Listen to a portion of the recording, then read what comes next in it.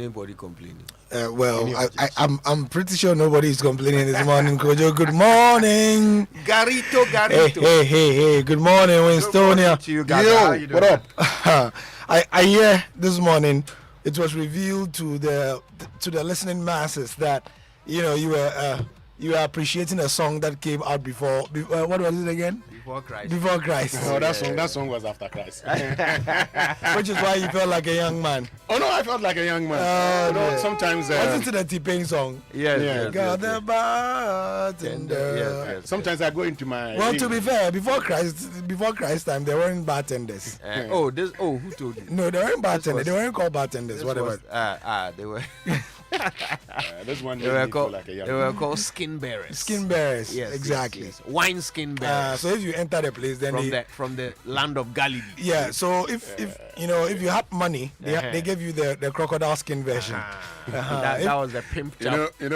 Yes. I have a story, but if I say it, you guys are going to take me on soundstage. Say it. We will take you on.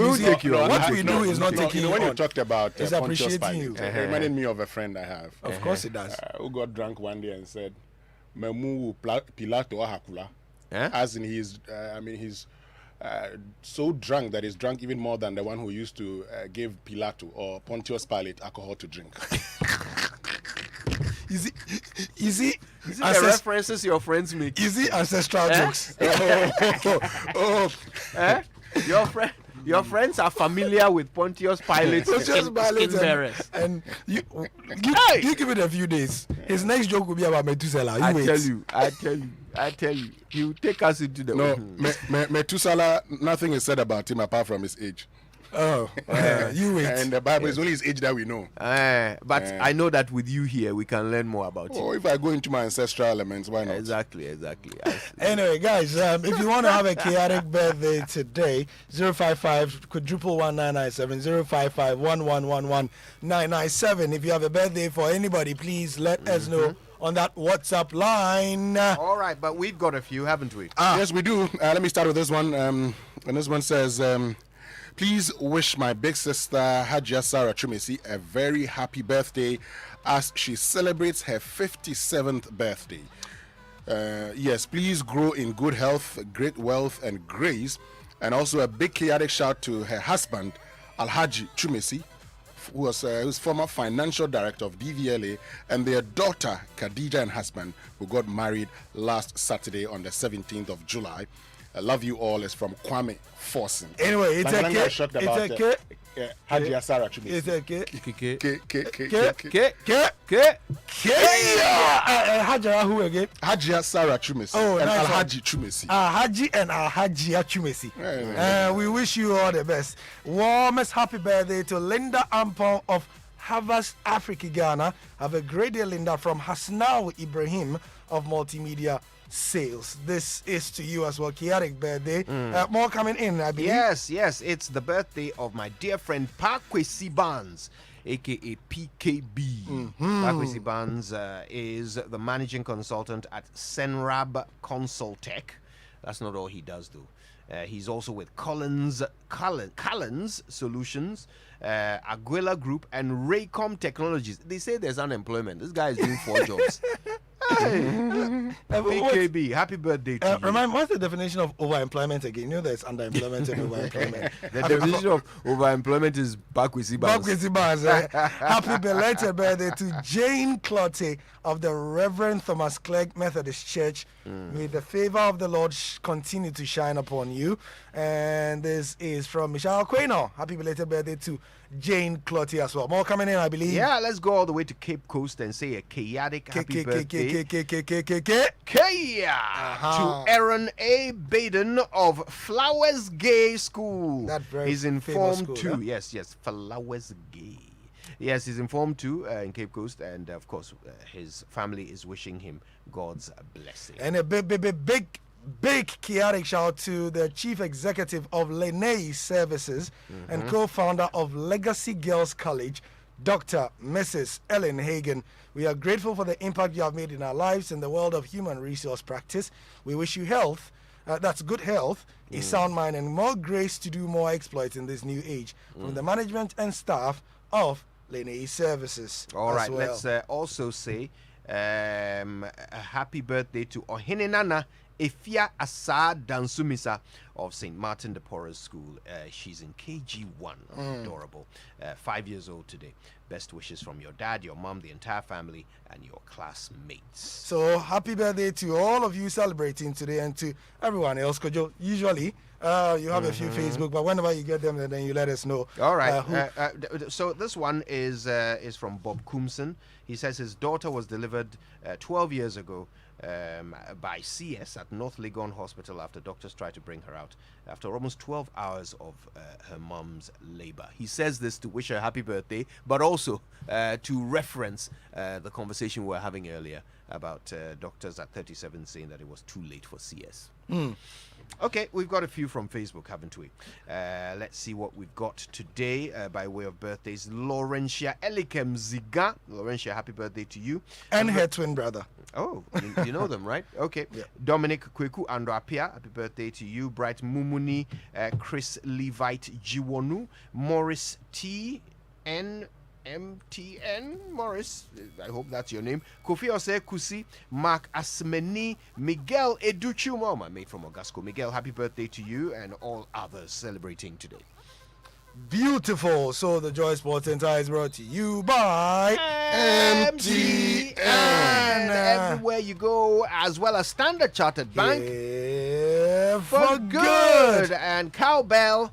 Our milk. Not forgetting DSTV. The big leagues are back on DSTV, so make sure you get in on all the action from just 49 Ghana cedis a month. Well, guys, your car deserves the best treat, and so we're introducing the latest addition to the Total Quartz engine oil family, the Quartz 9000 Future 0W20, specially conditioned and developed for the latest generation engine. Total Quartz 9000 Future 0W20 delivers excellent engine protection and cleanliness. It increases your oil change interval while reducing your fuel consumption.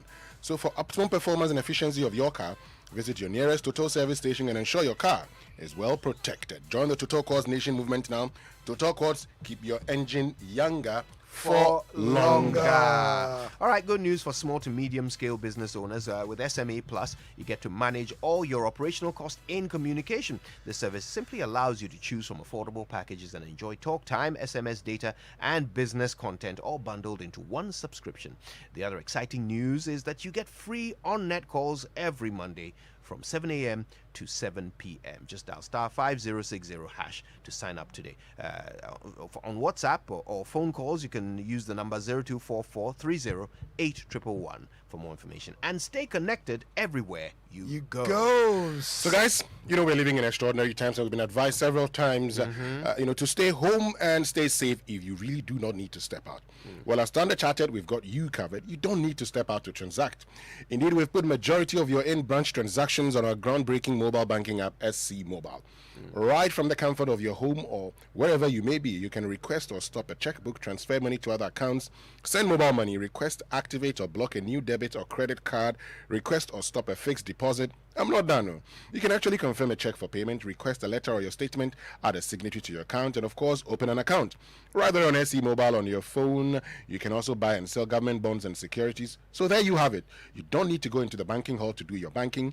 Download SC Mobile now. Remember to stay home, stay safe, and transact on SC Mobile. Standard Chartered continues to be Ghana's #1 digital bank. Standard Chartered, here for good. All right, I've got on. Okay, so when I say Winston is so old, you respond, how old is he? Okay. All right. Winston is so old. And how old is he? He's so old, he stakes Lotto in Roman numerals. Oh. Well, I actually don't stake Lotto. Tomorrow we'll be saying that he's taking Lotto with hieroglyphics. Anyway, we start the sports center in Tokyo, where a bit of interesting news, actually two. The first of which is that the show director of the opening ceremony for the Tokyo Olympic Games has been dismissed only one day before the event is due to be held. Now, I'm telling you that the footage of Kentaro Kobayashi from the 1990s recently emerged, in which he seems to be making jokes about the Holocaust. Japan's Olympic chief Seiko Hashimoto said the video ridiculed painful facts of history, as the BBC's Alex Capstick explains. A dramatic announcement on the eve of the opening ceremony here in Tokyo. We went to what was described as an introductory press conference held by the president of Tokyo 2020, Seiko Hashimoto. It was late by 45 minutes, so we realised quite soon why it was late, and it's because, as you said, the director of the ceremonies, Kentaro Kobayashi, has been forced to resign. This is because it's emerged that he made a joke about the Holocaust back in 1998. This is when he was a comedian. He was part of a comedic group. But this clip was circulated online. It was spotted by the Simon Wiesenthal Center, the Jewish human rights organization based in the US. Complaints were made.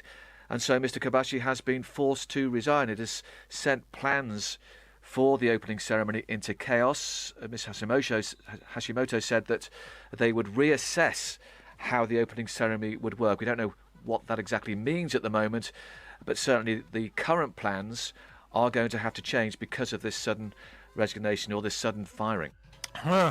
Not the strangest of news from the Olympics, because the Ugandan weightlifter, I told you about 3 days ago, you remember, I told you that he disappeared from an Olympic training camp in Japan before the games even started. He had been found 4 days after he disappeared, leaving a note saying he wanted to find work.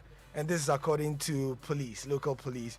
Now, the disappearance of Julius Sekitoleko came at a time of high public concern over COVID-19 risks as thousands of foreigners arrive for the games. Even though the opening ceremony is yet to be held, this is a bit of news we've got. We also understand that it's not clear whether he will be deported, or he's going to be kept with the team there until the entire Ugandan contingent are done before he's taken back to the Pearl of Africa. Anyway, even though the opening ceremony is yet to be held, the women's football competition has already started. If you've been following us on social media, you would know that world champions, the United States of America, were stunned 3-0 by Sweden in Tokyo. Now, it ended a run of 44 games unbeaten for the USA coming into the Olympics, and the former USA goalkeeper Brian Ascari was disappointed with the result. They just didn't seem like they came out to play at all. Within that first 5 minutes, you could see that Sweden had a game plan and they were executing. I mean, between Crystal Dunn and O'Hara on the opposite side, I mean, Sweden just had a fantastic plan. They flooded both sides of the USA, especially on Crystal's side, and just kept at them, pressure after pressure after pressure. And by the time they did score that goal, I mean, they had 3 or 4 really good opportunities before that, and you just felt it was coming. It was really amazing to see the U.S. getting done to them what they usually do to other teams. Also, more on this, the BBC's Andy Boyle has the results of the other matches played yesterday. Well, there's only 12 nations in the competition, split up into 3 groups. In another one of the groups, well, there was a winning start for Great Britain. They collected a comfortable 2-0 win over Chile. The BBC's John Murray was watching. Every match Great Britain go on to play at this Olympics is likely to provide a tougher test than this. But it was a strong and energetic opening performance, won by a goal in each half from Ellen White.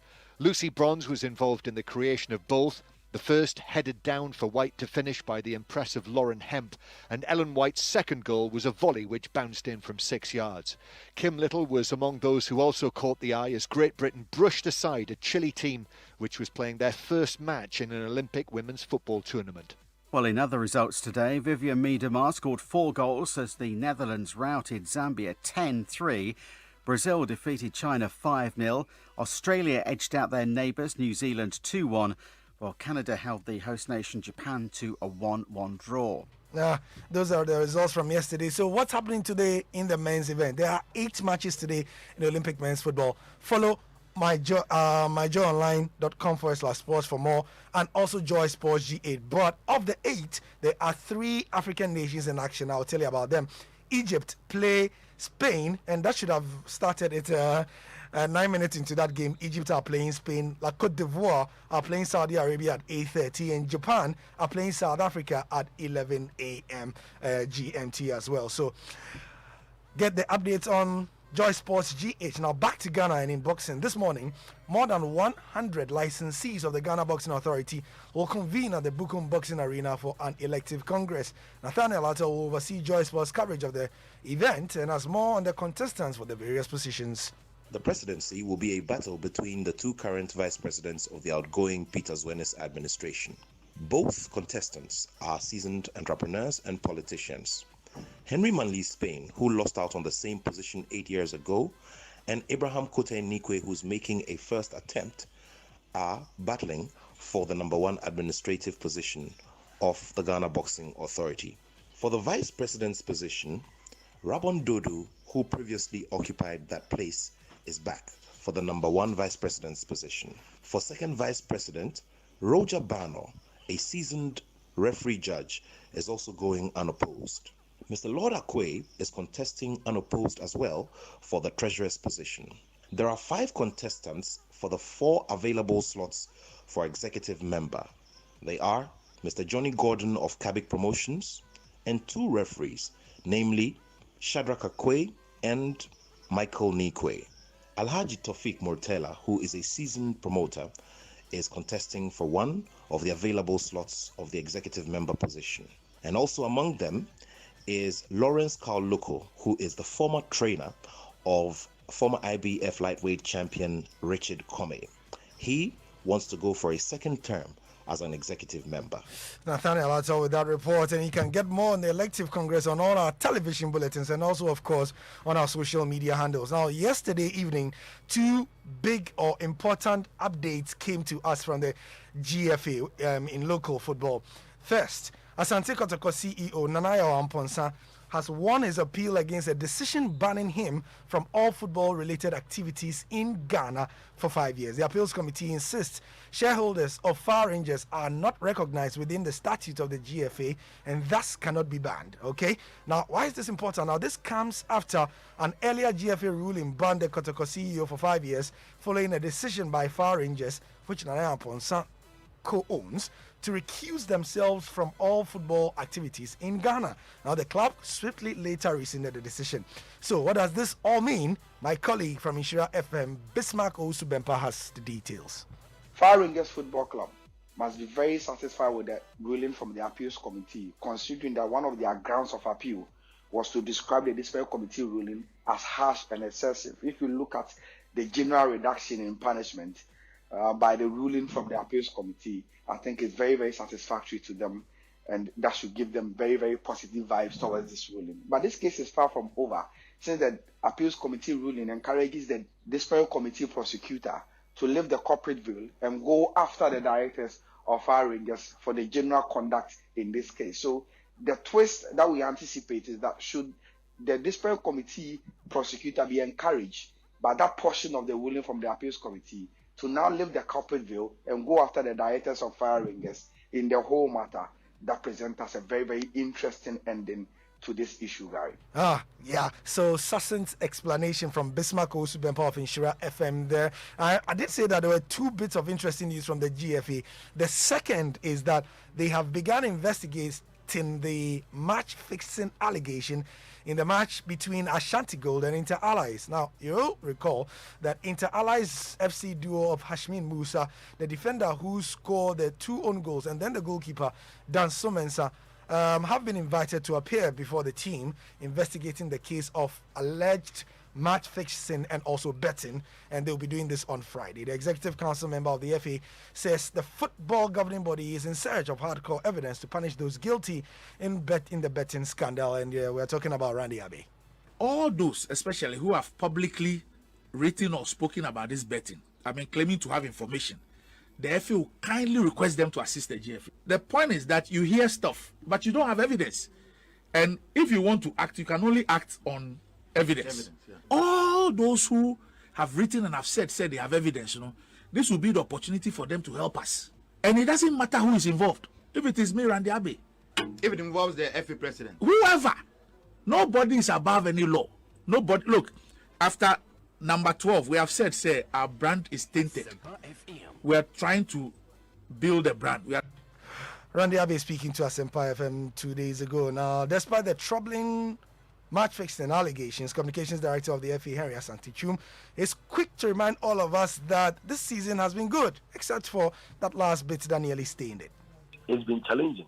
I remember in one meeting with the government's COVID-19 response team, we nearly threw in the towel because they wouldn't budge, or they wouldn't just buy into our idea of bringing back football when COVID numbers or COVID active cases were on a high. So we nearly threw in the towel. We explored different options. At one point, we want to play northern south sector and southern sector. We needed to go back to our sponsors to see if indeed that was possible. But finally, the government decided that, okay, our wish will be granted. And so we were given that opportunity or permission to play behind closed.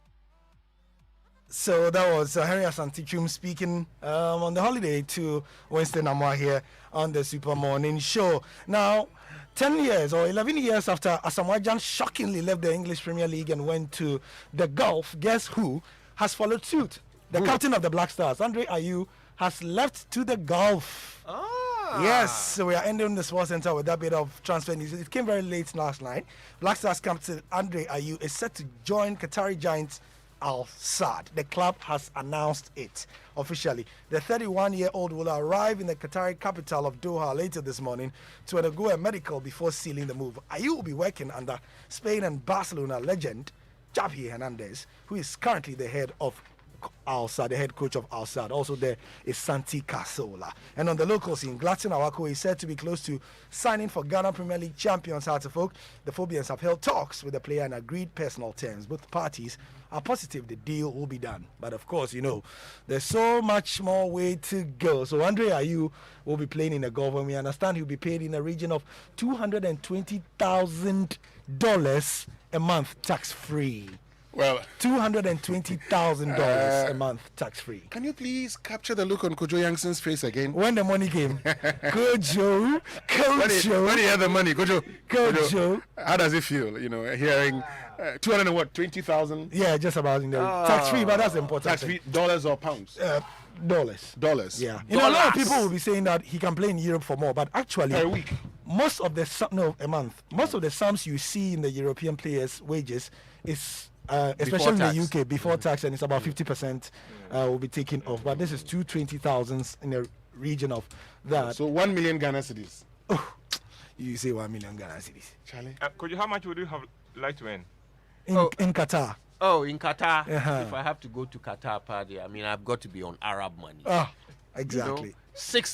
You know, six at least when 7 figures. When converted to Ghana cedis, isn't it? Don't do that. Don't spoil my money. To go and play football or what?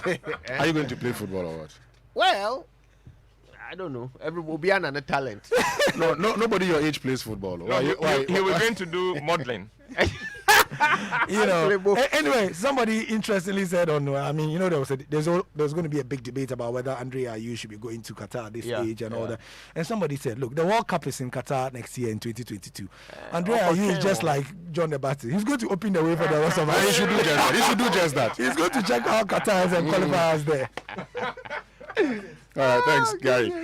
Smith. Wow. Listen, I want to know what you think about it, okay?